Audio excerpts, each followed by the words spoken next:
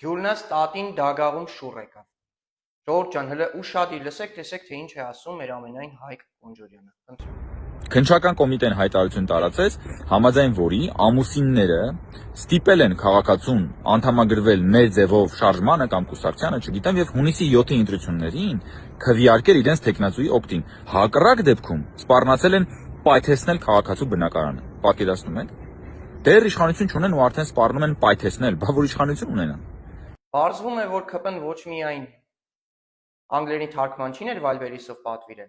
այլև քննչականի որոշ աշխատակիցների տեքստերը copy-paste անողներին։ Ախր այ ժողովուրդ ջան, ոչ մեր ձևով շարժում կա, ոչ հնարավոր է մեր ձևով շարժման որևէ տեխնացուի օգտին քվեարկել։ Իսկ միգուցե վերհիշեիք, որ հունիսի 7-ին խորհրդարանական ընտրություններ են եւ հնարավոր է քվեարկել միայն խորհրդարանական ընտրություններին մասնակցող որևէ քաղաքական ուժի օգտին։ Ինչ է կատարվում։ Սա հերթական մեսիջն է բոլոր ընդդիմադիրներին, որ ամեն ինչ արդեն սկսվել է պայքարը ամենակեղտոտ միջոցներով եւ պետք է ցանկացած քաղաքական ընդդիմադիր ուժ անի հետևություններ եւ հասկանա, որ ԿՊ-ն չունի կարմիր գծեր եւ ամեն ինչ անելու են